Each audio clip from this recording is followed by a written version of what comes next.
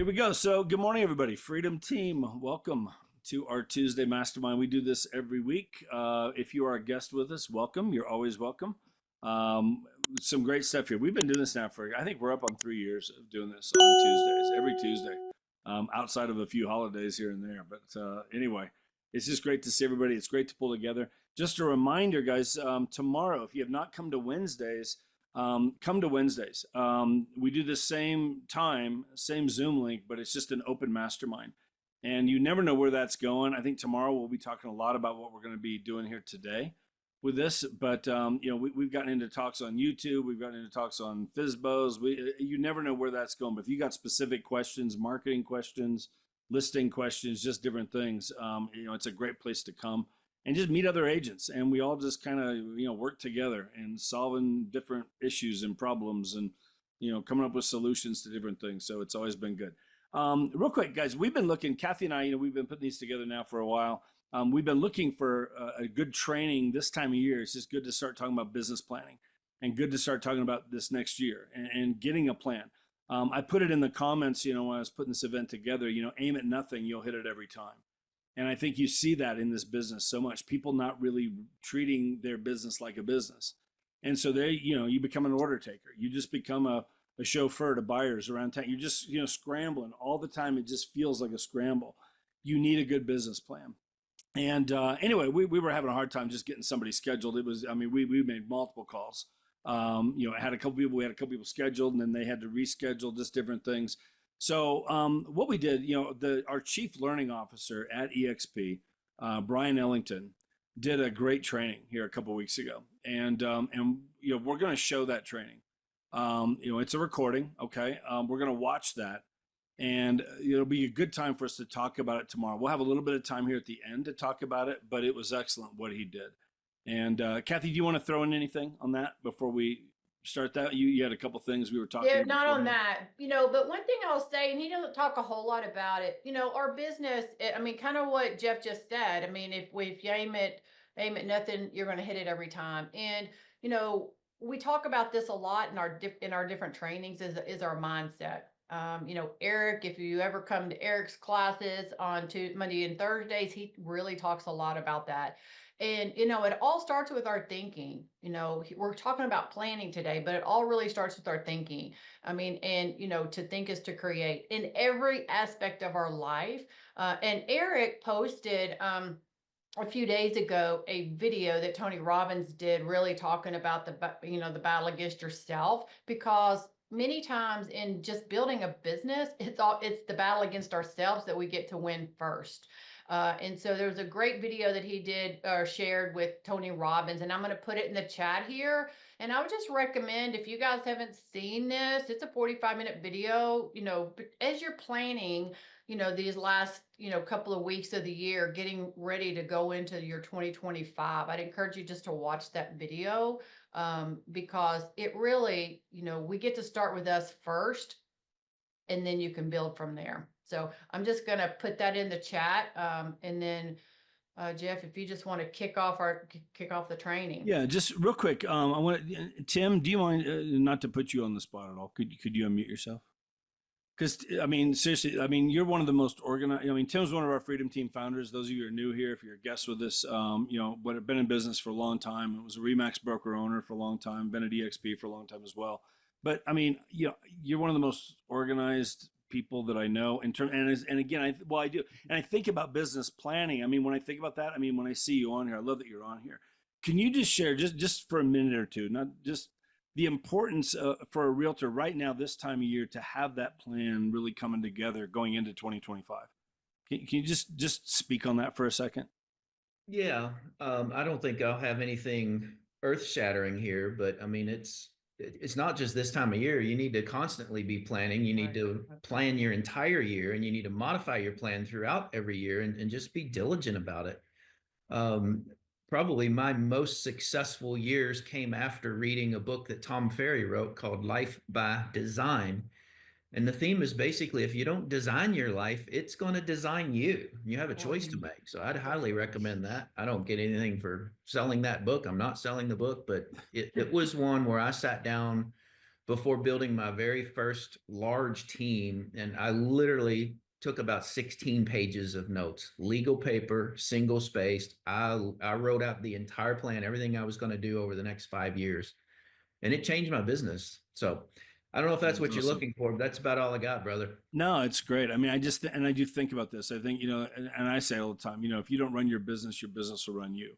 And I Right. see that with probably 90% of the agents out there. They're flying all over the place. And there's no plan. So therefore you end up burning out. You get frustrated. You have the good months, the bad months, the highs, the lows, the roller coaster of, commission income, all the different things that go on. And so much of that can be alleviated and you can become a pro.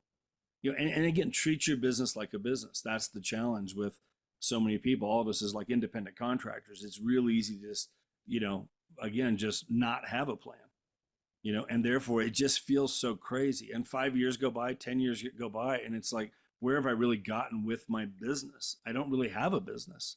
Your business owns you. And so you see a lot of people leaving the business right now by the thousands. Realtors are getting out and different things. And I think some of that can just be alleviated by just having a good business plan. It's the time of year, and again, all throughout the year to be doing this. So anyway, we saw this, definitely just thought this would be great to share. I reached out to Bryon just to see, is there any way he could actually get on here live? It just, it wasn't going to work schedule wise for him on a Tuesday to come in here.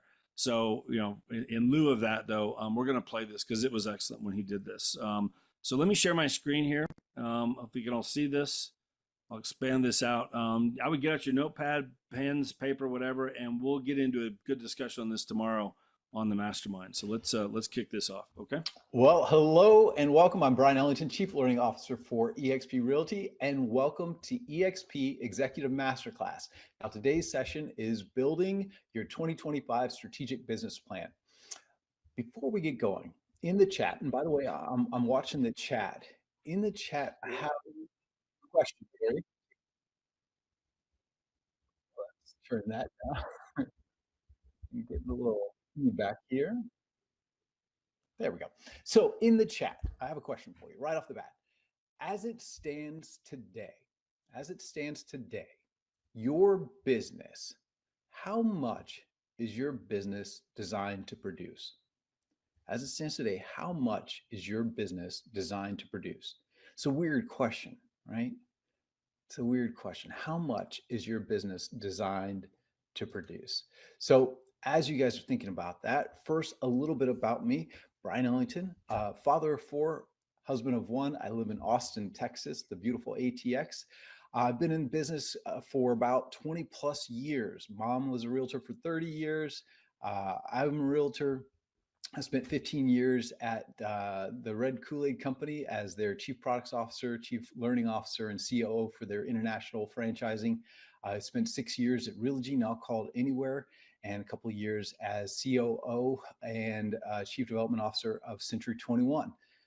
In my career, with all the training and coaching roles that I've had the pleasure of building and leading many teams for different organizations and training and coaching somewhere between about 500,000 to 1 million agents. I'm not really sure at this point, but from all of those experiences, I can tell you two things relevant to today.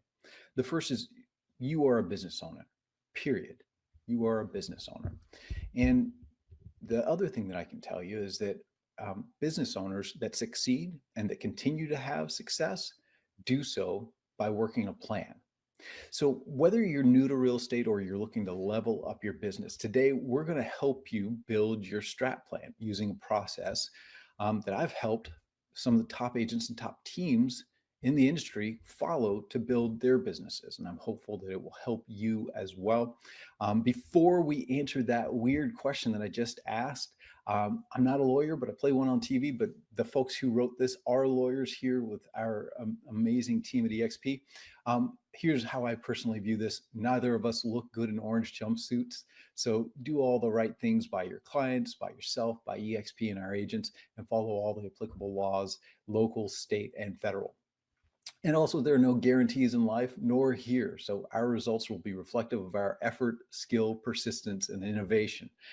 So enough about that. Now let's talk about that weird question I just asked. Here's probably why you're here. And thanks, Stacy, for asking. I'll get your question answered hopefully in just a second.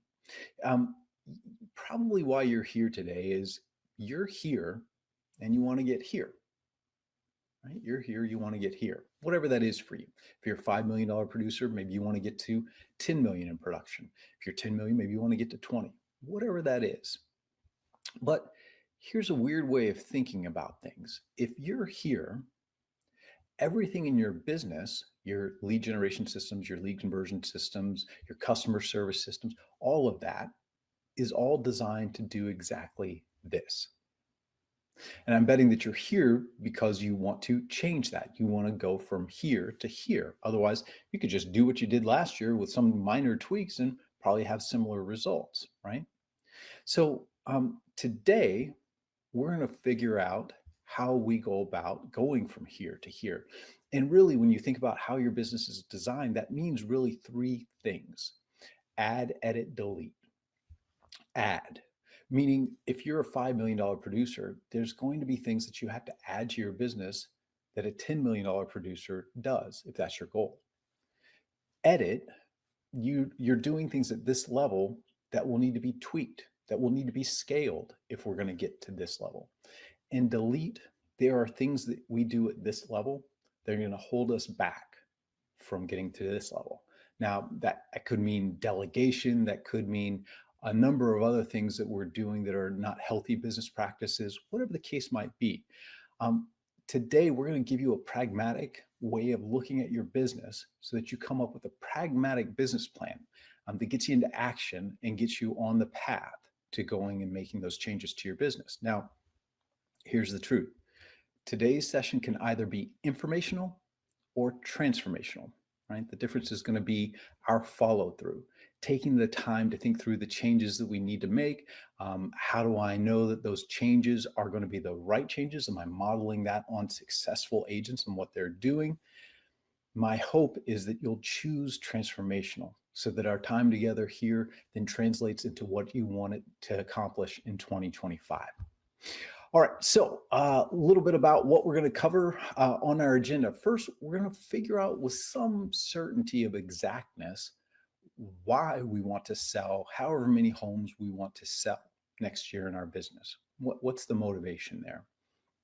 Then we're going to understand what that will mean in terms of activities, translating our goals into actual activities and habits. Then we're going to figure out our add, edit, delete as we build our business plan. Then we're going to talk about probably one of the most important things that each of us have, aside from our loved ones. It's time. Time with our loved ones, time on our business, the time we have to live our lives. How are we going to be most efficient and effective with that? And finally, we're going to talk about how to get this plan of ours into action once we've built it. So follow along with me. If you have questions, I am watching the chat and I would love to stop along the way, clarify whatever I can clarify, or we can also do that at the end as well. So here we go. First, why are you selling real estate? Why are you selling real estate? You might be going, the money, Bri, the money, the commission checks. But I'd say, no, that's not the reason. See, oddly enough, we don't want the commission checks. We want the things that the commission check allows us to have, right? So whatever that is for you, why are you selling real estate? What is it that you want to have? What is it that you want to do in your life that's fueling that need to go sell homes, to go help people buy homes? Now, when we talk about building a business plan, is a weird way of thinking about it, but success is not about your plan going perfectly. Success is not about your plan going perfectly. If you have a plan that falls short of what you ultimately wanted because we didn't take into account what we needed to get out of our business, if we didn't take that account in building our plan, then accomplishing our plan, even if we accomplish our plan perfectly, that doesn't actually mean success. In fact, it probably means a little bit of failure if we're not getting to where we need to get in life. So how do we make sure that our plan aligns? Well, I like to start first from a life point of view. And then that's going to inform our financial point of view. So it seems like every agent who goes through real estate school getting their license. I don't know if they hand something out or if there's something in the water, but for whatever reason, we all walk out of real estate school saying, I need to make $100,000 this year. I want to make $100,000 my first year in real estate. Why is that the goal?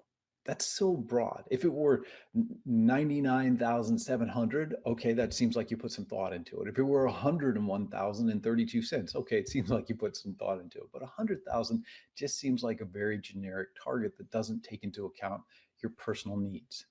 So you see this graph here on the screen. Here's the way I kind of think about it. What are all the things that you want to have happen this year in your life? Do you want to take a trip with your loved ones? Right? My kids and I, we like to go skiing every year in Santa Fe and Taos. Okay, great. Do your kiddos need to go to college? I'm not there yet, but I will be soon. Do you want to move to a different neighborhood? Or how much do you want to invest this year? I mean, you're in the market every day. By the way, if you weren't on Brandon Brittingham's Expand Investing session earlier, man, that was amazing. He's doing another one December 19th. What that guy can teach you about investing in real estate is amazing. Plug into that. Or do you need to invest in yourself through coaching or specialized training to grow in the areas that you want to grow in your business? Whatever the case might be, the more precise you can be about what I want, the more precise you'll be about how much is that going to cost, because a lot of these things involve resource, cash, in order to be able to fuel the things that we want.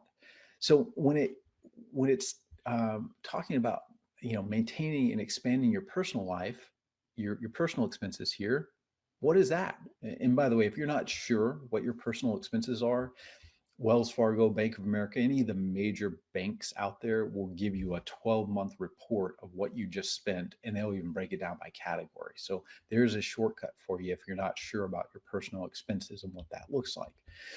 Same is true, by the way, of your business expenses. I hope that you are using a different account, or rather accounts, for your business than from your personal life, so that you can track all of this. If you've not read the book Profit First, I'm going to slaughter this author's name. It's Mike Michalowicz, I believe is how you pronounce it, but it's called Profit First. Great book, talks about how we profit in business, and he gives great advice about how to set up bank accounts, the proper way to run a business. So when you have all of that, then the last big question is profit. What do you need to get from your business in terms of profit, and what are you going to do with that? Maybe you want to invest profit back into your business. You're going to do a new form of lead generation, or you need to bring in an administrator or somebody like that on a team environment. Or maybe you want to invest that profit into an ancillary business. We talked about investing, but there are other ancillary businesses as well that you might be wanting to start up from your business's profit. Whatever the case might be, after you have all of that, total it up. And then I'm not sure where my wife got this. I know it was from a reality show. Please don't tell me in the chat which reality show, because I don't want it to spoil it, but it's a great quote. It says, know your worth and add tax. So Norman Vincent Peale said it well. He said, shoot for the moon. Even if you miss, you'll land among stars. So whatever that total is, give it a little nudge up, so that we're dialing in our activity levels such that if we did those activity levels, it would give us beyond what our goal is. So that even if we fall just a hair bit short, we've already hit the total that we actually had for ourselves. Once you have that, once you understand how much of a financial goal you need to accomplish in order to fund your business and drive your life, you can begin to understand what then it's going to take to then translate that goal into activities and build a plan around that. Now, there are plenty of activity to goal calculators, or excuse me, goal to activity calculators out there. In fact, if you go Google real estate goal to activity calculators, you'll see a ton. If you're with EXP, I know there's some folks who are not yet with EXP that might be watching this. And by the way, welcome. If you're with EXP, we already give you the gold-plated Cadillac standard of accountability and tracking tools, and that's CISU. And that's what you're looking at here. If you weren't at EXPCon, or you hadn't plugged into some of the agent news since then, we announced at EXPCon that we are giving all of our agents CISU as part of being with us at EXP. And you see here the goals screen. By the way, I know you're probably going, we get CISU for free. Thank you, Randy. I appreciate you very much. We just dropped that in the chat. That's the link for you to go and get your EXP Sisu edition for being with us. So when you go there, as you set up your account and everything through there, under the account tab in the navigation, you're going to see a thing that says goals. And when you go there, this is what you're going to see. Now, what's cool about Sisu is that it tracks your numbers year to year. And so you can use a previous year as a reference to set up your next year. So you see, I'm using 2025 in this hypothetical as my reference year to set up 2026. You would use your 2024 numbers to set up your 2025. Now, if you're not familiar with conversion rates and things of that nature, you don't know what yours are. Some of these numbers are pretty good, actually. They're based in reality about especially things like pending to close and agreements to pendings, things like that. Those are pretty good measuring sticks. I'm always going to encourage you to track your own numbers so that you can dial in your own conversion rates, because that's going to dictate activity level, right? If you're using a conversion rate that's higher than your actual, then your activities are going to fall short of what you need in order to get to your goal. So use Sisu to track those metrics so that you know what your rates are, so that you can really live up to the activity levels that you need to. Once you've put in all of your numbers here, you'll see there on the right the output, right? It then lays out for you what then you need to go do in your business to accomplish that on a month-to-month basis. Even better, they give you a full year view. And what I really like about this is, and I'm gonna kind of talk out of both sides of my mouth about this, the seasonality toggle. I do like the seasonality toggle because for a lot of us, the market is not, creamy peanut butter. It is very chunky peanut butter. Now, I do want to caution you about adjusting your numbers for seasonality. And just a word of advice here. No doubt in your area, home sales go up and go down according to the season, especially my northern brothers and sisters out there. I know the big snowstorms and things like that can play a big factor in your market. That said, though, here's a thought. Many agents buy into this idea of seasonality, right? That, oh, the spring market, I gotta get busy in the spring market. Well, that becomes a bit of a self-fulfilling prophecy. What I mean is, right now there are far too many agents basting the Christmas ham or removing the wax from their manure from last year, getting ready for the holidays, because nobody does business at this time of year, right? Well, here's the interesting thing. You might be looking at your phone, your calendar, your watch, and it says November 21st, but that's actually wrong. In real estate, it's not. It's March 1st, 2025. Because of our 100-day sales cycle, the things that we do today, if we met a ready, willing, and able buyer today, likely we're not going to close that deal for at least 100 days. That's if everything goes according to plan. Now, cash buyers, those are exceptions, right? But for the majority of our clients, that's going to be the rule. So the things that we're doing today aren't really about, snow on the ground or on the roof or anything like that. The efforts that we're putting in today are about tomorrow's business. And by the way, even when we're talking, 100 days from back up from here, where we may have snow on the ground today, I'd caution you not to buy into the myth that people don't sell in certain months. The most important thing on this whole entire chart here is at the very bottom there, where you see conversations. This, ladies and gentlemen, is the measure of success in our business. We're going to talk in a little bit about lag measures and lead measures. Lag measures are the results, sales, units, however you like to call it, transactions. Lead measures, though, are those things that drive lag measures, conversations, appointments, at-bats, right? Those are the lead measures. When it comes to our business, real estate conversations, and in Fast Cap, one of our great programs here at EXP, we talk about what we call real talks, right? These are real estate conversations where we're face-to-face, belly-to-belly, so to speak, or over the phone, or even over a back and forth text exchange, right? Where we talk about real estate, We ask for their business. We ask for their referral. We offer value to improve the relationship. We build rapport with them. We close for follow through on the value that we're going to offer. And then we set some sort of expectation of when we're going to talk next. That's a real talk. That's a real estate conversation. Those are the biggest drivers in our business. Those are the lead measures in our business. However you like to have those conversations, by the way. You'll notice I didn't say FSBO calls, expired calls, or anything like that. Real estate conversations, however you want to have those.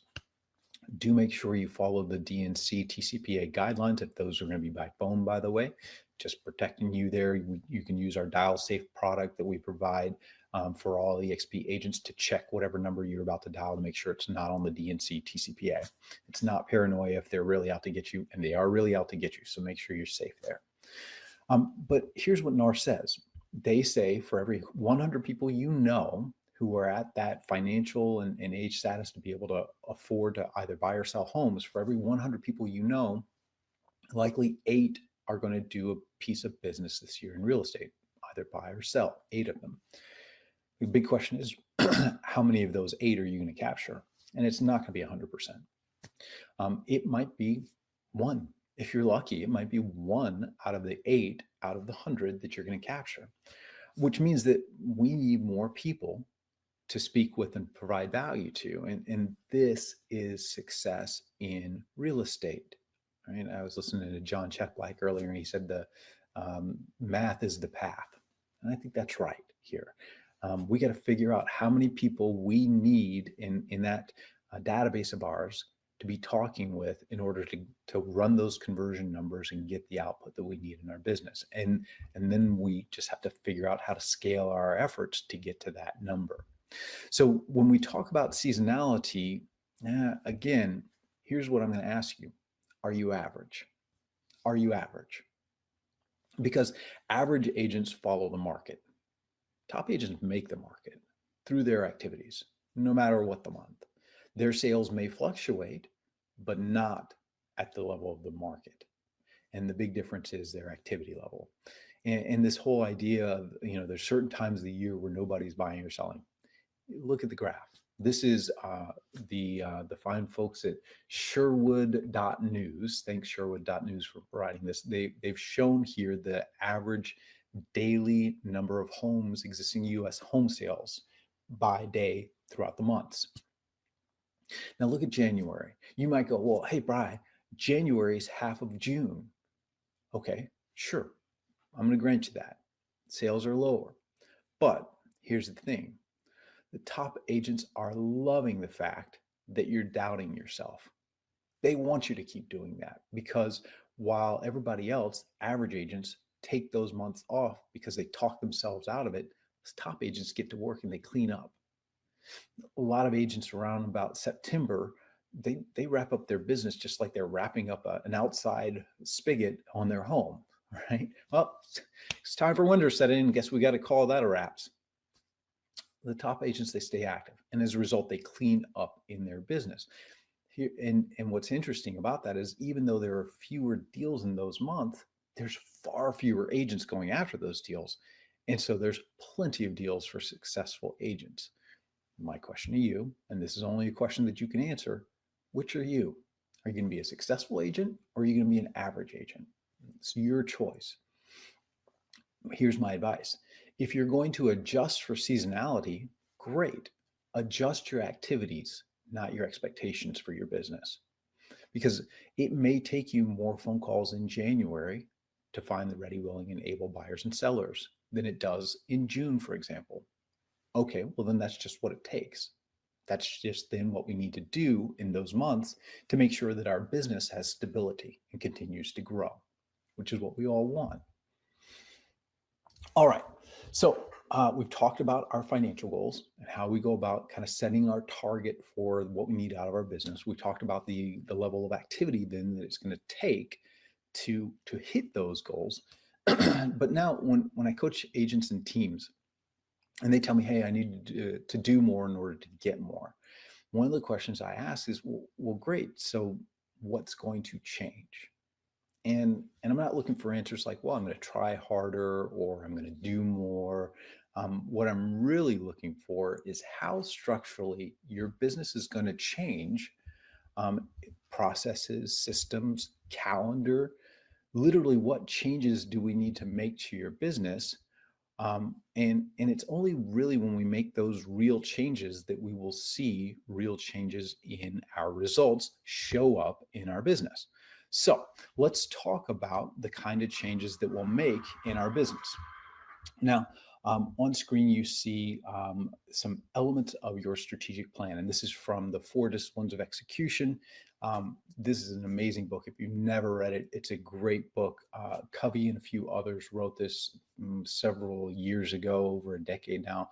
And ever since I read this book, I've incorporated it into my business planning practice. In fact, the university team, we just got done creating our strategic plan for 2025 back in October, following the process that I'm going to describe. So here are the elements. One wildly important goal. We're not going to boil the ocean. We're going to go after the most meaningful goal, and we'll talk about that in a little bit. Then that, by the way, we call the war wig, wildly important goal. Then the battle wigs. What are the few battle wigs, the strategies that is necessary to go achieve that wig? Right? How do we break that into smaller bite-sized pieces? And then for each of those battle wigs, what are the battle tactics? How do we break that into even smaller bite-sized pieces so that we can eat the proverbial elephant one bite at a time? Then we want to think through, what are the blockers? All right, here's this great plan that we've created, but where are the points of potential failure in our plan so that we can make sure that we can put in proactive measures to address those blockers so that our plan goes off the way that we want it to and we get the results that we want. A quick aside to my team leaders watching this. Team leaders, when I go to create this kind of plan, here's my process, and this might help you as well. First, I lock myself in a dark room, smudge some sage, drink Chardonnay, whatever it is that you like, 90s R&B while you're listening to Genuine and Brandy and Monica, whatever it is that you need.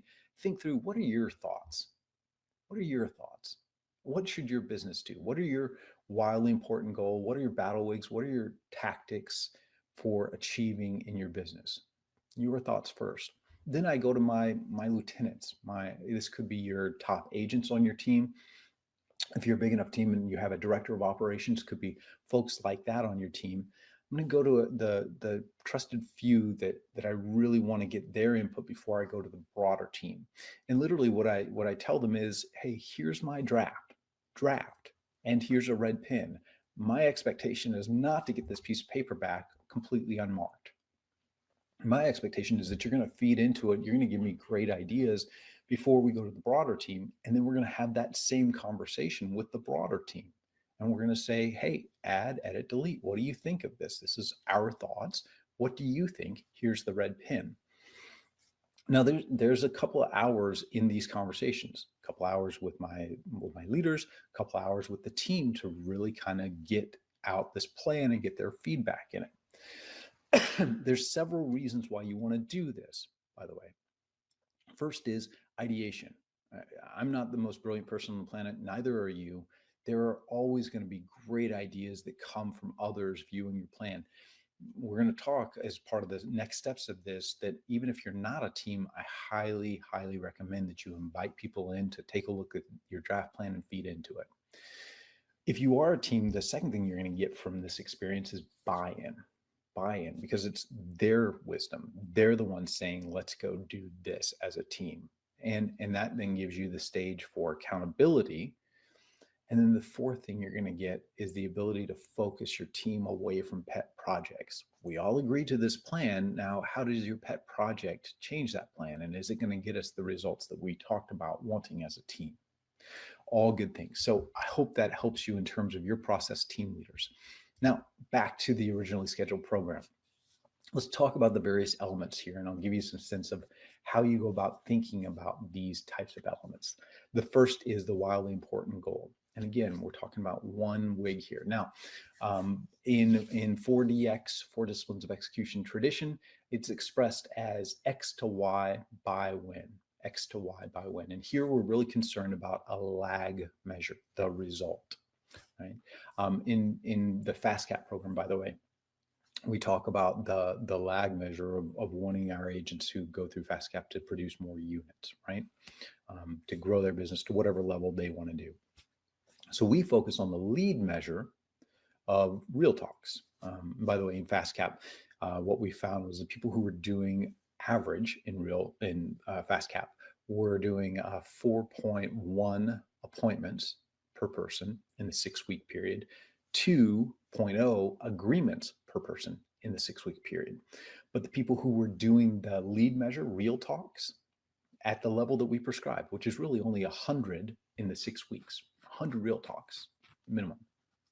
The people who were doing that did 6.9 appointments in the 6 weeks, 3.8 agreements in the 6 weeks.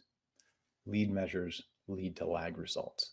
So with your WIG, we're talking about lag here. So your X to Y by when. Focus on the things you can influence. When I coach agents, I don't coach them to volume. I coach them to units. Why? Because unless you're going to change your price point by becoming a luxury agent, you're really not going to influence price in your market that much. What you do influence is the number of units you sell through your activities, right? So focus on the things that you influence. Solo agents, what that really is going to mean is that your lag metric here is going to be units. Now your lead metrics will be some other things, but your lag metric is probably going to be units. Team leaders, interestingly enough, your lag metric here, your WIG may be expressed in terms of units, or it may be expressed in terms of productive agents on your team. And you can define productive at whatever level you want. Ultimately, then that outcome will be units, but you're starting with amazingly talented people that you want to bring onto your team to help you achieve that. RevShare org, folks, let's not forget about you. Your lag metric here, your X to Y by a win, might be talented agents who are not yet with EXP that you want to bring on board. That's great too. So whatever it is, set your goal X to Y by win. So, from whatever units I did last year to whatever units I'm trying to do this year by December 31st, 2025, right? That's referred to as your war WIG. Now, we haven't talked about lead metrics yet because that's really the battle WIG area. So battle WIGs can be both lead and lag metrics, but that's less important than what they really need to represent, which is the 3 or so things. We don't want to go too far beyond 3, right? Again, we're not trying to boil the ocean here. We're just trying to make a few changes to our business to bring about the results. And so with these battle WIG strategies, what are those 3 things that must be accomplished in order to hit that war WIG? Now, these strategies have to level up, and the strategies are going to have their own lead or lag measure. And so here's some questions for you to consider as you're thinking through what would be my battle WIGs. First of all, as you start thinking, maybe this is a battle WIG, keep asking yourself, well, is this a battle WIG or a battle tactic underneath a battle WIG? And how will we know when that battle WIG has been accomplished, right? And then what is the lead metric that we want to track here? Now, here's what's interesting. Untracked currently doesn't mean untrackable, right? So in the book, 4 Disciplines of Execution, they talk about this shoe salesperson in this department store who was just crushing it against all of the other shoe salespeople in that department. Well, lo and behold, they look and they find out it's because this individual, whenever anybody asked for a shoe in a certain size, they were bringing out multiple different styles in that same size that were related, more at bats with that customer. And as a result, they were selling multiple shoes per customer. Well, they wanted all of their salespeople to start doing this, and they wanted to track whether or not they were, but they didn't have a system to be able to track that. So what did? They put a clipboard at the register and asked each salesperson as they rung somebody up to say, how many shoes did you show them? Untracked doesn't mean untrackable.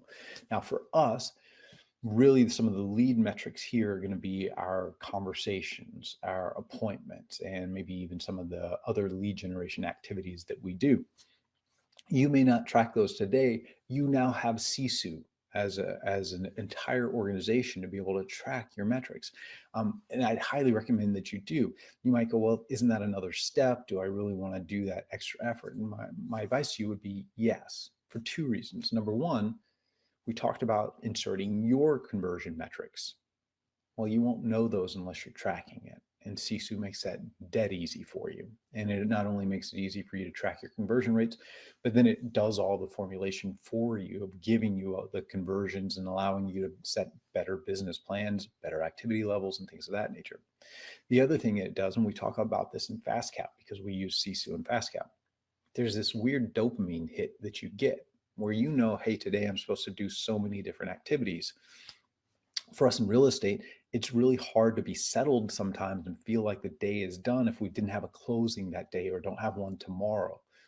How you put your head on the pillow and rest and relax at night and enjoy your family, enjoy your loved ones, is just knowing that I did the activities necessary so that 100 days from now, the results are going to show up. And that's what Sisu gives you in addition to all the other benefits. So I'd highly encourage you to use that. Now, Randy's going to drop into the chat a link to a document. This document, I'll talk a little bit more. This has some thought starters for you for solo agents and for teams. By the way, 2 different thought starter documents in one for you here about what battle wigs might look like for you as a solo agent and what battle wigs might look like for you as a team member. I'm not saying that that is definitively them, just saying through experience, those are some pretty good thought starters to at least get you going on your journey about what battle wigs might look like for you. So once we talk about the battle wigs, then the question is, okay, so what are those tactics that we need to take in order to achieve that battle wig? Under each battle wig, we're going to have, again, roughly 5 battle tactics. You can have a little more, but we don't want to have too many more so that we lose focus. So these are the bites of the elephant. And you see some of the things here about this. They've got to level up to the battle wig. No pet projects, right? These tactics need to accomplish that battle wig. That battle wig needs to accomplish the war wig. I don't know, Linda, if Lofty has the ability to track like Sisu. I don't know if anything has the ability to track like Sisu. It really is the Cadillac standard.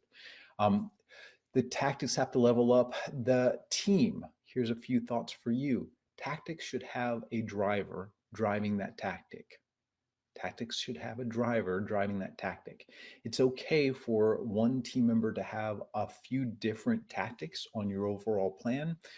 Teams, what you would not want is one sole team member being responsible for all of it, right? So divvy up the love and the labor. And the way in which I always approach drivers is their role may not be necessarily one of a leadership, but if a driver comes to anybody else on the team, the standing understanding is that stop what you're doing and help that driver on that tactic, right? The day-to-day routines that we all get into, those take a back seat to accomplishing the things we need to accomplish in order to achieve our battle plan here. Also, too, teams, as you go to roll out new major tactics in your business, I would ask your team members, your drivers, to have a distinct strategic plan for just that tactic. So, for example, if you're going to go take advantage of YouTube, right? You're going to go create a new YouTube channel and really drive lead generation on your team through that. Well, okay, so what's the wig for your YouTube goings on? What are the battle wigs that you need to go accomplish in order to be successful on YouTube? And what are the tactics that you're going to take? Right. And I ask the drivers to draft their own strategic plans for their tactics and then come back to myself and anybody else who's relevant to present that to us, to get our buy-in, to get our feedback, and to get our ideas on that. So the other thing that you're going to have to understand as you look at the questions here is that tactic really going to drive the battle wig, or is that a pet project? How will we know that that tactic has been accomplished? Is there a lead measure or a lag measure that would enable us to understand that we're on track to accomplish that? What was your RACI or RACI, however you like to say it? This is project management terminology. So cool kid talk here, if you will. That is responsible, accountable, supporting, consulted, and informed. Whether you're on a team or you're a solo agent, likely a lot of what you're going to be doing and making changes to your business is not just going to be you alone. As a solo agent, it could be vendors, it could be outsourced parties that you're using in your business. You may even have a coach that's part of your business practice, and I hope you do, by the way. Mentor, sponsor, whoever else. There's going to be others that you want to help you with your plan. So make sure that they're informed, and if they have a role in your plan, certainly make sure they understand what that role is, when that role needs to be accomplished, and how it fits into the bigger picture. The other one is the timing of everything. Both battle wigs and tactics may need to be accomplished earlier in the year in order to set ourselves up for success. The example I always use on this is your sphere of influence. If you're, in addition to your prospecting and marketing efforts, also looking at your sphere, your database, to generate a certain piece of your business, right? A certain amount of your transactions for the year. The question is, do you have enough contacts set up on regular drips over time to be able to do that? Right? Just because we add them into a database doesn't mean they convert tomorrow. We need to have great lead cultivation mechanisms that are dripping on them over time so that when they're ready, they'll pick us. And if you don't have enough contacts in your database to accomplish your goal out of your database for the year, then either you're going to need to front end load your database early on in the year with enough contacts to get there, or you might have to adjust your plan on how much business you expect out of your sphere and really focus on more immediate business prospecting, FSBOs, expireds, open houses, that kind of a thing, in order to offset what you can't make out of your sphere because of the conversion rate of numbers. Finally, blockers and proactive measures. So in thinking through things, you might have 4 blockers, but again, we're not trying to boil the ocean. We don't want to sit back and kind of get it neurotic and try to think about everything that could possibly go wrong in our business. When we think about the battle wigs, the tactics, and ultimately the war wig, what are those 3 things that could go wrong, right? There's going to be a lot of things that could possibly go wrong, but what are the things that are likely? Tony Robbins said, you know what your problem is? Your problem is you think you shouldn't have problems, right? We all will have problems. The thing of it is we want good problems, right? I want the 10x income Bryon problems, not the current income Bryon problems. So when we think about those things that can go wrong, the challenges, the problems, the road bumps, the blockers, then the question is, okay, so knowing that that's the case, knowing that that could go awry, what are we going to do about it? How are we going to solve that? And how quickly can we put that solution in place to make sure that problem gets addressed before it ever becomes an issue? All right, so I mentioned that document that we just dropped for you in the chat. Here's a look at it. It's 4 pages. It'll give you a sample thought starters for solo agents, sample thought starters for teams, and then there's 2 pages that are really a worksheet to help you kind of think through building out your plan. So here we go. We've talked about your financial goals and how to think about your motivations, what you're trying to get out of it. We've talked about putting that into activities, right? And then we've talked about figuring out how do we direct those activities? What are we going to do differently in our business? What are we going to change about our business to really go through and accomplish what we want to accomplish? The next big thing is time. So here's a question for you.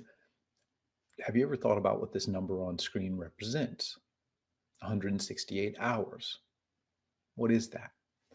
Well, if you're quick with math, or if you've read the book 168 Hours by Laura Vanderkam, you know that this is how many hours we have in a given week. The biggest difference between success and failure, and the biggest difference between happiness and regret, is purely this: how you spend your 168 hours. What do you want to accomplish in that 168 hours? And not just in your business, because this doesn't just represent the amount of time you have to accomplish your business goals. This represents the amount of time you have to accomplish your life goals, which is even more important. So here's a quick look at things. And I want to say right off the bat, this is just a sample, but I'm going to give you a second as you look at that to sort of absorb it really quickly. So you see on the left there, personal time, on the right, business time. Here's an interesting thought. What do you want your life to look like? If I took you to a store that you were familiar with, or a restaurant that you're familiar with, and I gave you $100, and I asked you, how are you going to spend that $100? I bet you'd probably know pretty quickly exactly what you were going to go buy, exactly what you were going to go eat at that restaurant, right? Well, you've been living your life for decades. This is a store that we've each lived in for decades, right? So if time is our currency, and it is, how are we going to spend that? We have a finite amount of it. So how do we be most effective? Think about some of the most successful people you know. They don't get any more time. They don't get any more time. At best, what they get is enough income to help rent time from other people, people that they bring into their business, employees. So literally in a given week, where do you want to spend your time? Now, the number here are idealized, and your time spent servicing buyers and sellers may be different. Your goals may be more than 24 deals, which is what we kind of used here on the business time side of things. You may want to do more than 24 deals. But the key here is figure out your 168 hours. Now, it's interesting. I share this story with my team. I went through a MBA in entrepreneurship, and it was literally 100 hours a week. 100 hours a week. Not kidding you. It was 100 hours a week. There's 168 hours in a week, right? If you're getting full 8 hours, that's 56 hours. Oops, now we've only got 12 hours left. Oh, by the way, my firstborn son was born 4 days before that program started. Yeah, my wife loved me for about a year. So when we did this exercise in business school, because it was 100 hours a week, they actually sat us down and had us do the 168-hour exercise. Where do we want to spend our life? What was interesting is I found myself sort of negotiating with myself, like, do I really need 8 hours of sleep? Or how fast can I take a shower? Or can I eat that meal as I'm doing something else, right? Ultimately, though, we get 168 hours. So the question is, what can we learn from doing this kind of exercise? Well, here's what I learned from doing it. The first is it'll make you want to get far more efficient with your time.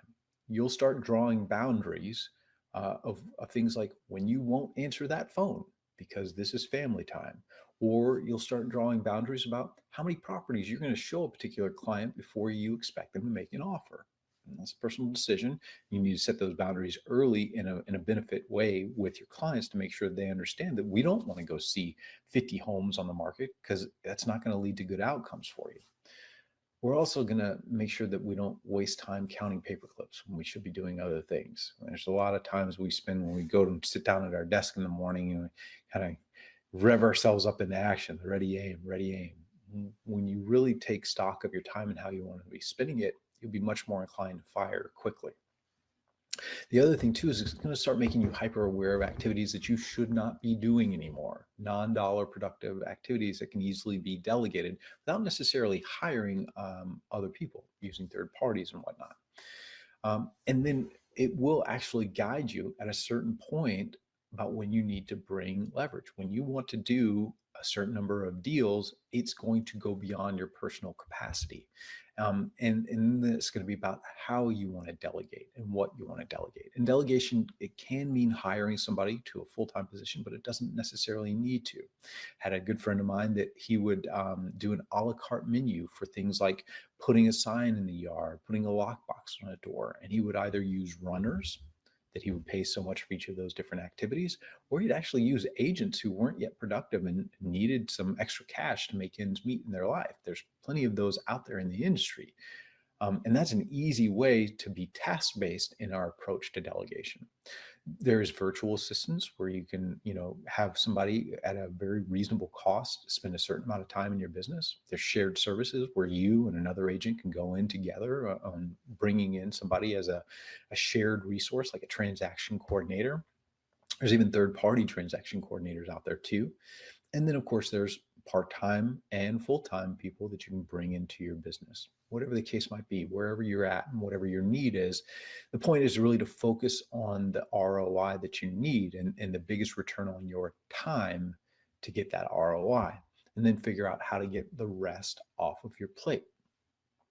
By the way, a brief aside, when it comes to time and where you spend your money after you've paid your bills and invested your money, here's three things that I'd really recommend that you spend your money on. The first is your bed, because speaking of your time, you're going to spend a third of your life in your bed. Literally, I'm talking about your bed. Tempur-Pedic, 8 Sleep, whatever you need to get the best possible rest you can get, spend it on your bed. It's going to not only impact that third of your life that you spend in it, but the other 2/3 of your life as well if you're not getting great sleep. The next is your work environment. That could be the people around you. If you're building a team, it could be your desk chair or your car, whatever it is that you spend the most amount of time in, making sure that that's an environment that's comfortable, but also productive based. You've got everything you need to get things done. And then the final thing is your loved ones, because that's who you spend the rest of the third of your life with. And there I'd say, if you ever feel bad about spending money on going places and buying things for them, man, you are buying memories. You're not wasting money. So hope that helps you. All right. So we've talked about a lot here. All right. And we've got all the elements together to build our plan. What's motivating our business goal, the goals to activities, elements of a strategic plan, 168 hours. Now let's talk about the next step, because listen, you can walk out of here and get back to what you were doing and continue to have the same results that you've had in the past. Or you can bring the results to your business that planning and execution on a great plan will bring. I hope that you choose that one. So let's talk about next steps. Here's what I would have you do as an action step for your business after this. First would be go use this, take that worksheet and go draft your strategic plan. Then I'd ask you to go seek feedback from somebody who's trusted in your world, a sponsor, a rev share partner, a mentor, a broker, a coach, whatever the case might be. You've got amazing resources inside of EXP. Use them. Finalize your plan. Then share your plan with anybody that is part of that responsible, accountable, supporting, consulted, or informed matrix. Who's part of the plan, and make sure they understand their role in it. Regular personal reviews and check-ins with that RACI, with the responsible, accountable, supporting, consulted, and informed. Make sure they know progress toward the plan and whatever adjustments we need to make. And then finally, set a quarterly accountability to figure out, does something in the plan need to be tweaked, or was there something not in the plan that we need to add? Figure out on a quarterly basis, how do we need to adjust this plan? It's a living, breathing document. It should not be something that we set before January 1st and then never think about again. All right, one of the next steps that I'd invite you to is a good friend of mine, Renee Rodriguez, agreed to do a special session. Now, this is free to use EXP agents. He's going to be doing Designing Your Best Year Ever. And it's really kind of taking what we just talked about and blowing it up on steroids. If you've not seen Renee speak, he's a best-selling author of Amplify Your Influence. And we actually had him at EXPCon. He did several sessions. I got to attend one and talk about transformative. He can transform how you think about business, how you think about your story and your influence as a salesperson and a business owner. You were in for a treat. Just kind of give you a sense. He had an entire room of like several hundred EXP agents just bawling in the best possible way at EXPCon. I wasn't crying, of course. I was just having bad allergies that day, but he's amazing. So join us December 10th. That session is, again, it's free. It's on us. Please come be part of that. It's great, great content. I can't wait for you guys to see that. Okay. So thanks for being here. And from all of us here at EXP, as you go to build and execute your plan, we want to help. From the training available to you through EXP University, Level Up, FastCap, from your marketing team that's building amazing resources. By the way, Canva is rolling out to all EXP agents at no additional cost. I think that's December 6th. Thanks, marketing team, for setting that up, Wendy and team. Your amazing brokerage team, Holly, Lauren, and the amazing state brokers and your local brokers. Your EXP mentors that we provide you if you're new to the industry and really you're looking to ramp up your business, give you a great mentor. Even your rev share sponsor. We're all here. We're all vested in you. We all want to help. So you are only as alone as you. Let's go ahead and stop it there, guys. So a lot in there. We're working on getting the documents, okay, that we'll share with you. I'll get those posted when we post the video. We'll have I that actually just put it in the chat. Did you get it? Okay, great. Yeah. But I'll share it in there as well. Yeah. That last training that he talked about, guys, it's this afternoon. If you caught that, if you want to sit in on that, 2:00 Eastern time today. You can register for it. I will post that link to do that right now. Hold on just a second. I'm going to post that here in the chat as well. If you want the link. The link's not clickable, Kathy. Oh, it's not? Here, I'm pulling up the Well, link. we'll just post it with the training. Huh, wonder why that's not clicking. I see what you're saying though. What if you copy and paste it and then put it in as a URL? Would that work? Huh. No. Let's see. There's the link to that class, which is later today. Okay, if you have some time. It's a great time of year, guys, to be digging in on this stuff. You're not wasting time. I just think we waste so much time in this business. It's so easy to do. I think that 168-hour thing, but again, I know this too. Keep doing what you're doing, keep getting what you're getting. And again, it's like, I think it's been a challenging year in so many ways for a lot of agents, but it's also been a great year for a lot of agents. I'm talking to agents that there's a mixed bag out there. And I see this every year. I've been doing this 22 years. This time of year, so many agents start pulling back on things, whatever. I learned this early on in the coaching I have from Craig Proctor. Do the opposite of what most agents do.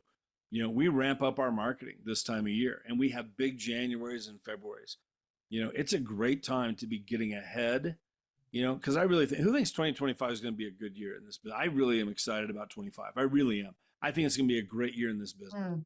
I think there's some big turns that are happening here.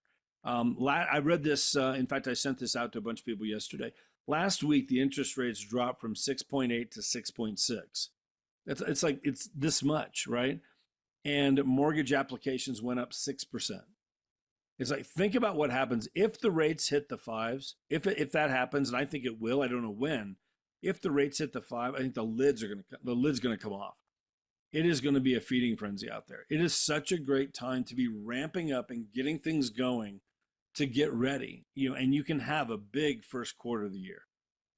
Don't do what all the other agents are doing. I think that's where this comes into play. A lot of technical stuff there. He's talking about some great books. We'll have that document. We'll get that figured out. I don't know. Were you able to? Let's see. Yeah, no, I don't know why it's not doing it. So we'll just have to Send post to it me. with We'll the post training. it with the video and the training. It'll be in our Freedom Yeah. Team Workplace group. But there's a lot there. We'll have the recording. You can go to eXp Realty's YouTube channel and see all of their trainings, okay, which is where this came from. But we'll also post this video in there as well with all the different links and everything in there in our Freedom Team Workplace group as well. So any last comments? We'll talk a lot about this more. We'll dive in deeper. I got 3 pages of notes here. We'll talk about a lot of this tomorrow on the mastermind, just the Connect to Collaborate mastermind. So same time, same Zoom link. Any last comments before we wrap it up? Any thoughts, questions? Do you want to bring up real quick that last slide that's got the scannable barcode on there? I was talking about that, Kathy. I know you were looking for other things. I was looking for that. It's okay. I posted the link in the chat that people can register for that class. It's today at 2:00 Eastern time. So yeah, that's in there. So sorry about that. No, you're good. I know you were looking for things while I was posting that and talking about that. So any other last thoughts, guys? Questions, comments? Anything? Some good stuff there. You've got 100 people in a database. You should get 8 closings out of that if you really work that database. And we're going to be talking about more about that with Sean Corbett. He's coming back in next week. He's doing a training. I think it's next Tuesday. Is it next Tuesday? Next Tuesday, as well as in January. Sean's like a 5, 6, 7-time icon agent. Yeah. Be part of our Freedom Team group. He does an amazing job. He does so much business, like 100% of his business from his sphere. And he's going to be talking a lot about that and how to get those 8 deals out of every 100 people. You got 400 people in a database. That's 32 deals a year if you're working that database correctly.